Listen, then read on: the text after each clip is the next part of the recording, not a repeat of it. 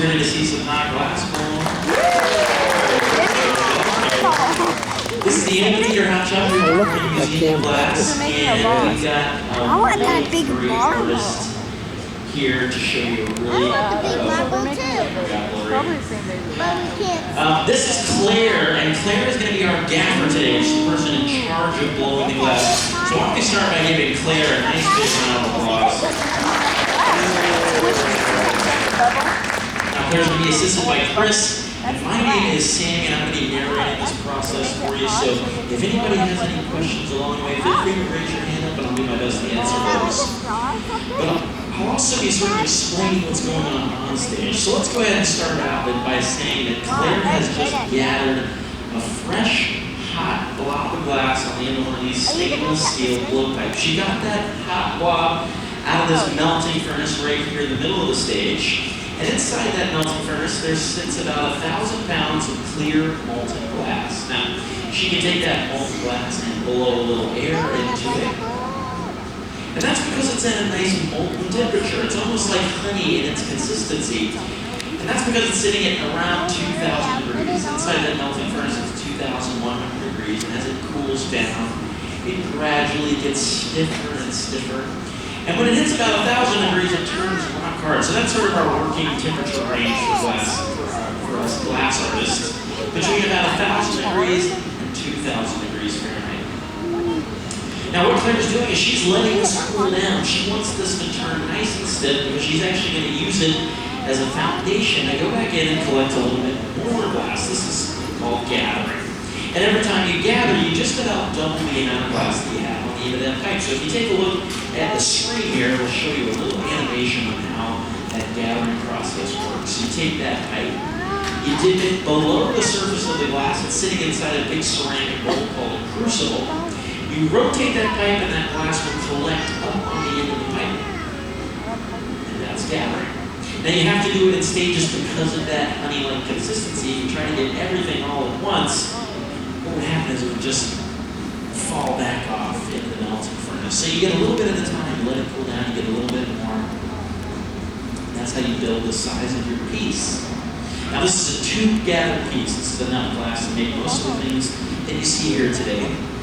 And it's also a great way for us glass blowers to identify how big a piece is. We're talking about glass blowers. I might go up to Claire at the end of the day and say, I made a 3-gather pitcher.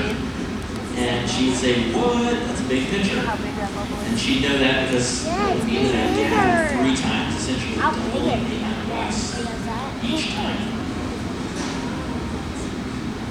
Now she's taken that second gather. It slowly began to re-soften that inner bubble. And now she can shape it up. She's blown a little bit more air into it. She's using a couple shaping tools. That first one was called a block. It's made out of wood. And this one is also sort of by proxy made out of wood. It's a newspaper. It's about 6 or 7 sheets of newspaper folded up.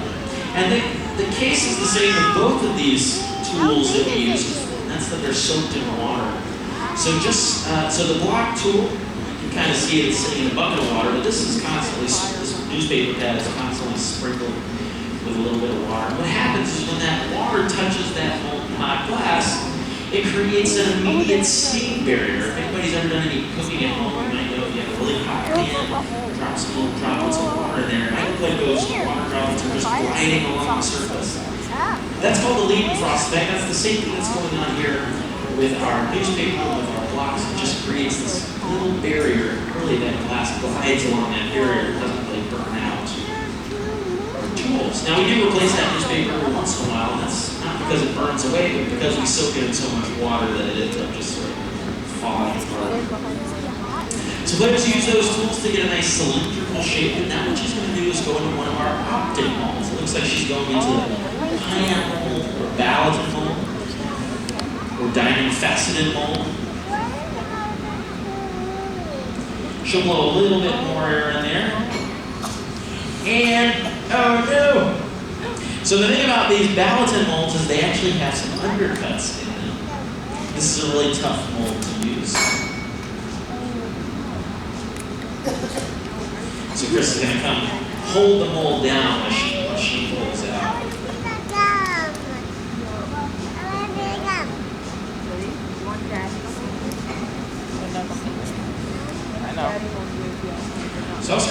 that Bowser mold looks like on this big pineapple mold. This is a heavy piece. But I don't know if you see all these little diamond teeth in there. And essentially what happens is when you go in, you blow a little bit of air and you kind of suck it back out. Before that glass cools down.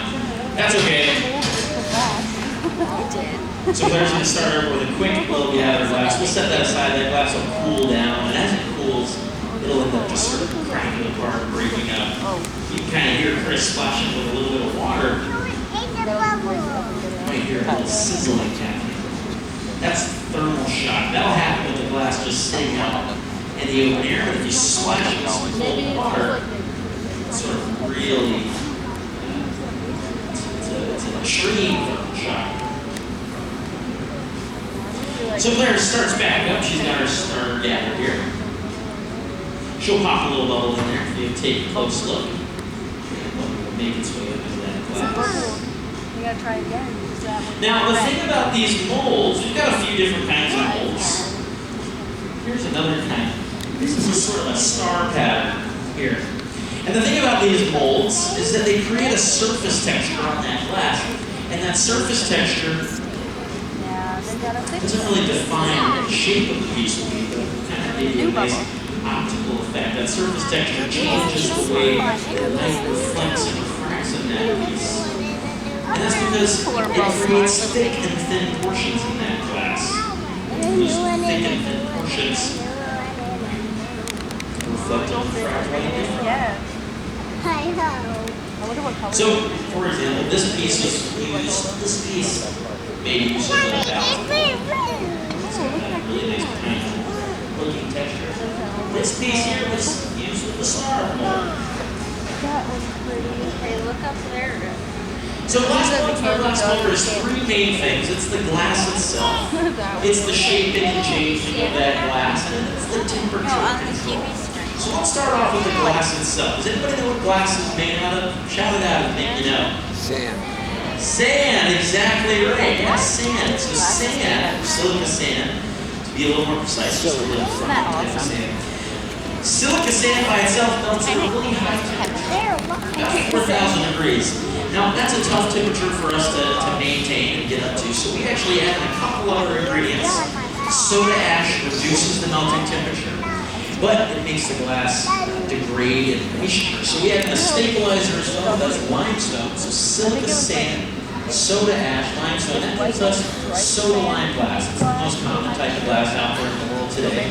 And soda lime glass, when you melt it down, so this is sort of all those ingredients together, when you melt it down, you get clear glass.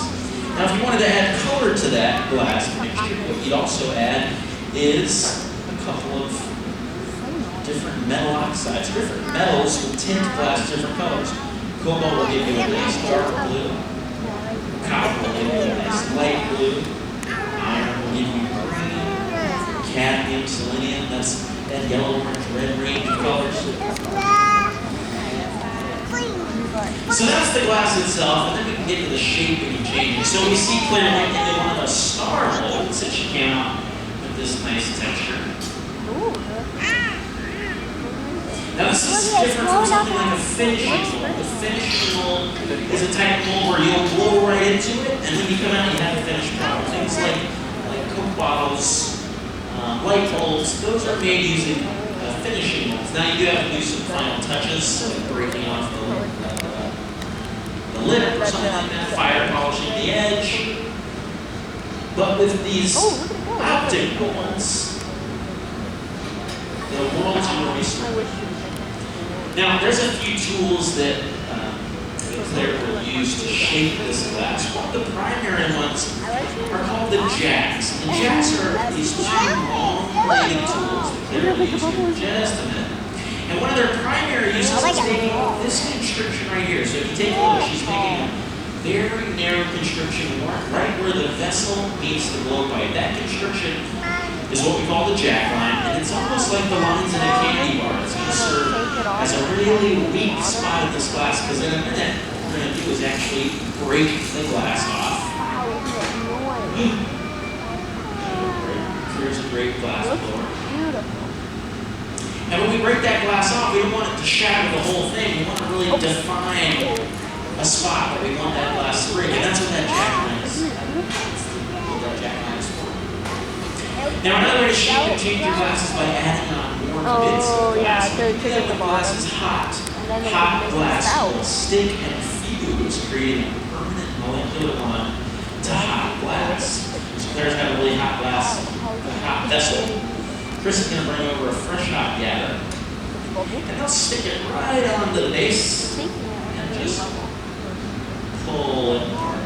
Now, I don't know if you saw that, but I'll sort of explain it in detail. What happened is Claire stuck the piece on and then slowly pulled that fresh hot gather away from itself. It created a really thin thread.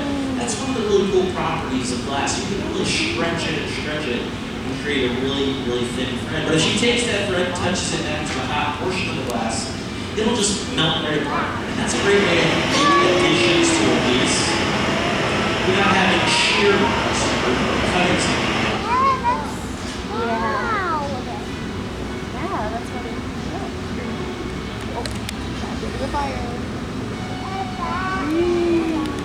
Now, I talked a little bit about temperature control. That's one of the other aspects of glass blowing.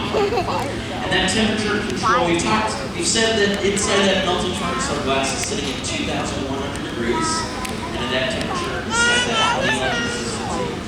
I said when it gets down to 1,000 degrees, it turns rock hard. What I didn't say is that if it gets below 1,000 degrees, it will crack and break.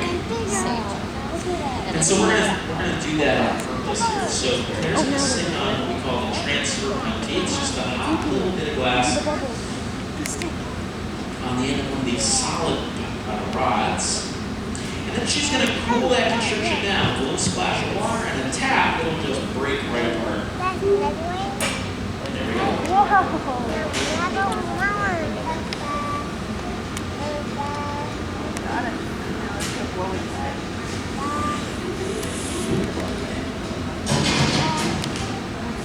Now you'll see Chris went right back into that reheating chamber there. That was the coldest part. That's what allowed it to break. But now we want to keep the rest of it nice and hot so that stress doesn't move down the piece. But also she wants to get that lid nice and hot. She wants it to be the hottest part. So this is a great time to answer any questions about what you might be seeing here. Anybody have any questions so far? Yes?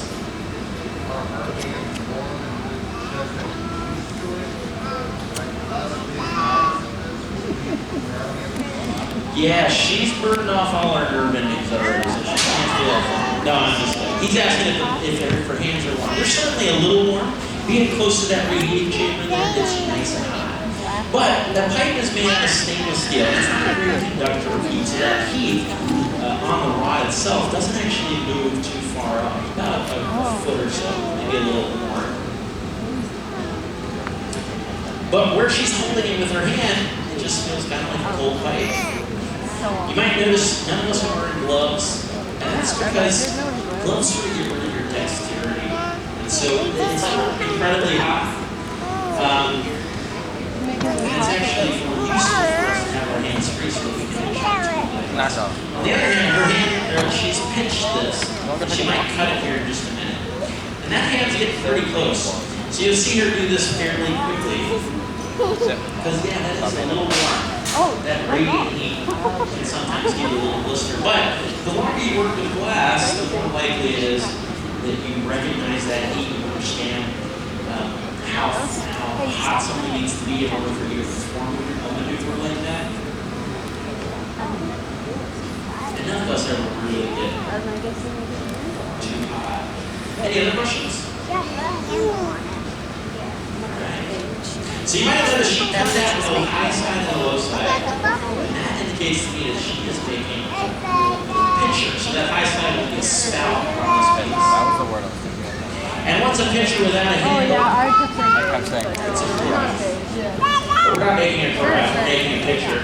And so Chris is going to get a little bit more glass here. He's going to shape that up. Now, you might be wondering how we're able to get this really nice view inside of our reheating chamber. It's actually a window.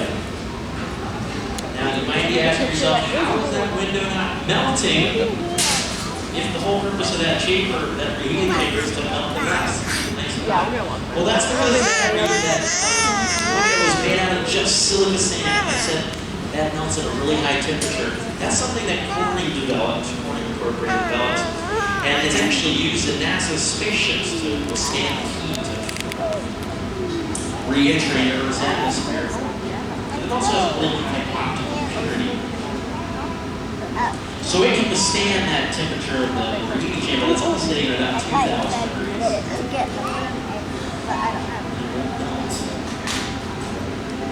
So this is the hand mold process here. Chris is going to bring over a fresh hot gather. He shaped it up into a little cylinder.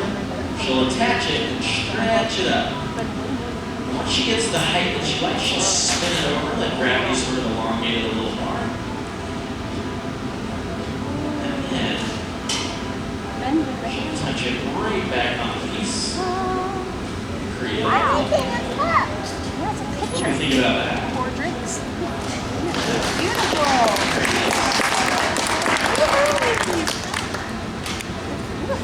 Now I said that glass gets below 1,000 degrees, it'll crack and break. Well, we're gonna see that one more time in order to separate this piece from the pipe. She'll splash it with that cold water.